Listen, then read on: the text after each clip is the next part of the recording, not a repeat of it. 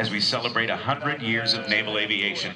So right now, ladies and gentlemen, look off to the left, and you will see two airplanes inbound, and they are known as the N2S, the Stearman biplanes. Try to remember them for at least 1 week today.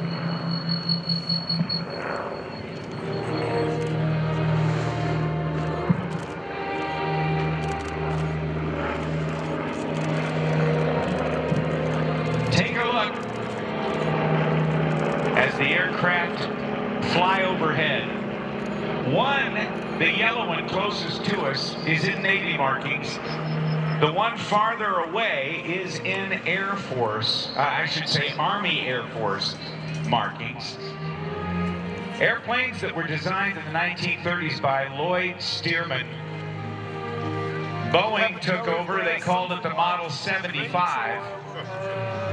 And in military designations, they were the N2S for the Navy and the PT-17 for the United States Army Air Force.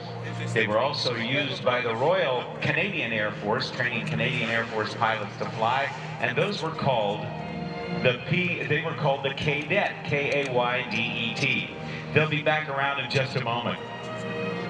As we celebrate this 100th anniversary of naval aviation, we've got some airplanes that are going to be flying by, taking us back into the Navy's heritage, including an airplane you see just taking off. It's going to be out on the perch and heading away from us for a little bit, but that's a late 1940s trainer known as the North American T-28C Trojan.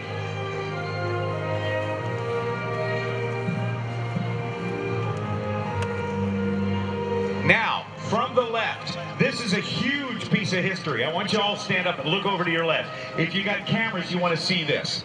In 1911, on January 18th of that year, Eugene B. Ely took off from the Tan Fran racetrack near San Francisco, headed out into the San Francisco Bay, circled the USS Pennsylvania once, rolled into the groove, and trapped aboard, becoming the first man in history to make an arrested shipboard landing in a replica. And this is the replica of the modified Curtis Pusher that made that first carrier landing.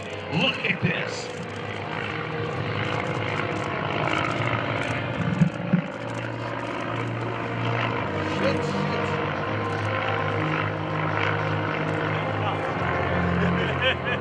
What you won't hear is the roaring thunder of the mighty jets or the angry hornet sounds of the aerobatic wonders flying today. What you will see was the state of the art in aviation 100 years ago. Oh, gosh, that's gorgeous. That is, ladies and gentlemen, open cockpit flying at its best. There is also a replica flying of the Wright brothers' 1909 military flyer that was used by the Signal Corps of the United States Army before there was a United States Air Force. And I have flown in that Wright B military flyer at speeds of about 50 miles an hour. Pretty much the same as that Curtis Pusher. The wind is in your face. There's nothing around you. There's no floorboard except the seat under you and a place to put your feet. You can look down and have a view that is absolutely phenomenal. Nobody else except skydivers get this kind of a view. Flying the Curtis Pusher today is Andrew King. This is a full-scale replica of Eugene B. Ely's USS Pennsylvania airplane. There are a few differences. When you get a chance to go visit the Curtis Pusher when it's on the ground, you'll see some of those differences. Some of those differences. More modern engine on it. Flies at about 55 miles an hour.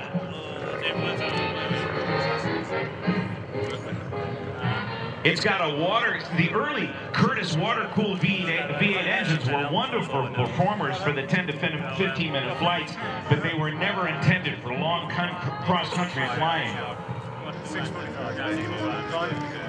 The Ford Model T was only 3 years old. Travel in this country was mainly by horse and buggy, and villages had perhaps 1 or 2 telephones, and most families still used an outhouse because indoor plumbing didn't exist. Curtis demonstration pilots boxed up their planes and rode trains with them from town to town, assembling them and flying them from fields next to the rail tracks before moving on.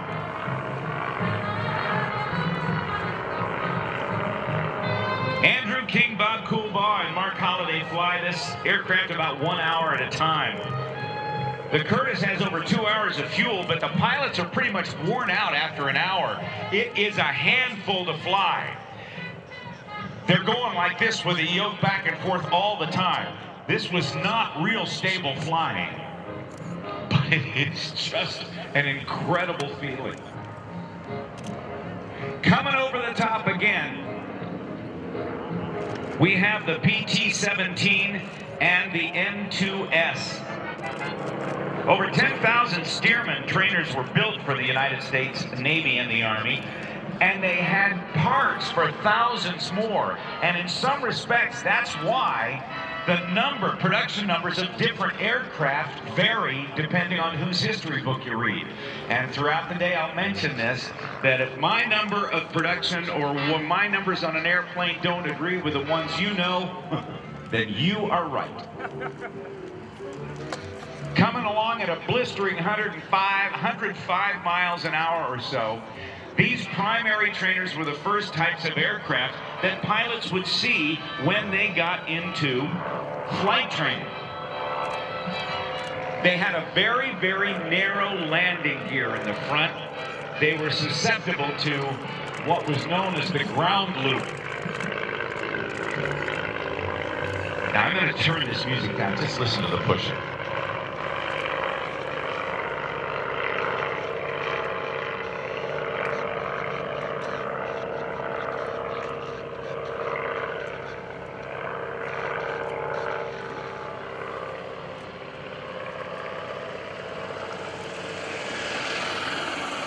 Now, coming around again, we'll hear the Stearmans.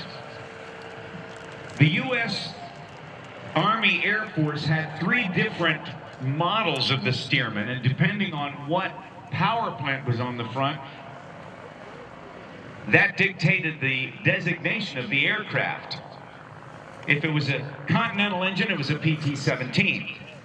If it was a Lycoming engine, it was a PT-13. And if it was a Jacobs engine, it was a PT-18. The Navy used either the Continental or the Lycoming. And the Navy used these aircraft as primary trainers into the late 1940s. After they qualified, after the beginning of the war, about 3 months of training in these PT-17s or N2Ss, they go 3 months then in a basic trainer like the Vultee Valiant, nicknamed the Vultee Vibrator, and then on to the SNJ, the North American Texan. Kerry Harden from Starkville, Mississippi is flying the Navy aircraft that's turning off the runway right now. And Bill Austin from Concord, California is flying the blue and yellow one that is now rolling out and about to turn off the runway. The maneuvers that they flew today with their echelon pass and their rejoin and trail formation were some of the basic formation maneuvers that were taught to Navy pilots during their training in the Stearman. Radial air-cooled engines, 220 or so horsepower. The airplanes weighed about 2,000 pounds. Those narrow landing gear in the front that made the aircraft susceptible to ground loops gave the Navy designation of the Stearman the Yellow Peril. Early in the war, as I said, about 3 months of primary, 3 months of basic, and 3 months of advanced training before a cadet got his wings to move on to fleet aircraft. Later on in the war, that was shortened to 10 weeks of training each, and then down to 9 weeks of training each.